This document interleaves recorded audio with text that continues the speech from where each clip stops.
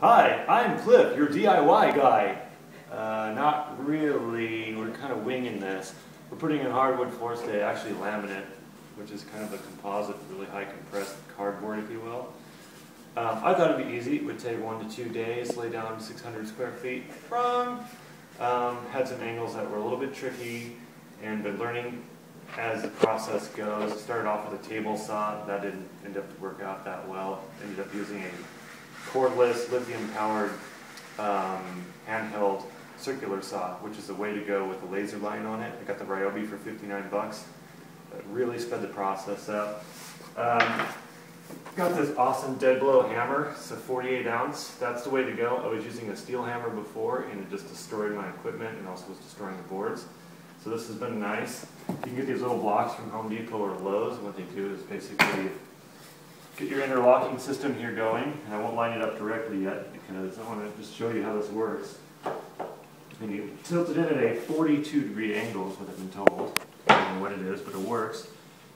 And get it in there, and our floor is a little bit warped, so it is a little bit of a challenge sometimes, like it is right now. And take your knee, put your knee down on it, take your dead blow, put your block all the way up against it so it's flush. Just tap it, it locks in and lays flat, and then what I'll do is I'll put the block on this side, flat against the lip, and pound this gap closed over here. It's pretty easy, but it's pretty tedious, and it takes quite a while to do. So, as you can see, my calculations were 570 square feet with about 10% extra footage, or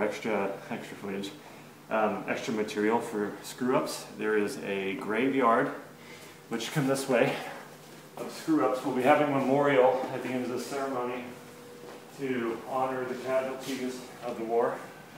Here they are here. I probably have 1 or 2 boxes so far, I'm not even on the floor, that are useless boards, from everywhere from crushing the lip to being stupid and trying to rush a job and cutting the wrong side. So, also the most critical thing that we've noticed is to make sure the floor is as clean as it can possibly be.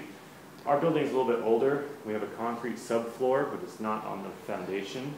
We're actually elevated and we're sitting on glue lambs. So we thought we would have CDX or some type of wood flooring, and we pulled up the carpet and it was concrete. So it kind of changed the game a little bit in that it's a lot harder to level. That being said, it may have actually been faster too because it didn't give us a choice of leveling. So we had to kind of just work around it. Some of the big challenges we're going to have coming up, I think, within the next few hours is laying down the threshold between the tile and the laminate floor. There's probably about a good 1/8 of an inch to a 1/4 inch difference. And of course this floor shrinks and expands depending on the climate. Right now it's summer, so I'm hoping it is as big as it's going to be. And I've got to account for that it's possibly going to get smaller during the winter when the air dries out and it's not as humid. The floors are going to compress more. So these gaps I leave for compression and for expansion need to be just about a 1/4 of an inch. And that's kind of hard to do because not all your walls are going to be square. For instance, over a 25-foot run, this wall is actually off a 1/2 inch, which is pretty good. I've seen them much more than that.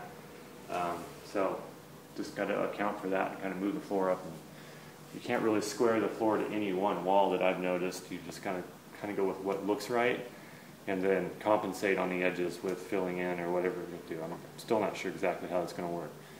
But there it is, laminate flooring, DIY project number 9272. And also the wife put in some lovely tile over here. That's all hand laid. She chopped it up and kind of had fun with it. It came out really nice. It only took her about 3 or 4 hours to do it. No power tools because we didn't want to make the dust, so we didn't use a tile saw. We actually used just a cutter, which is, I don't know where it is, but it's just a little hand cutter you get from Home Depot.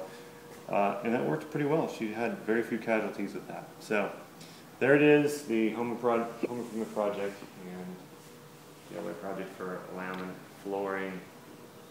A lot of fun. Not really, but it looks good.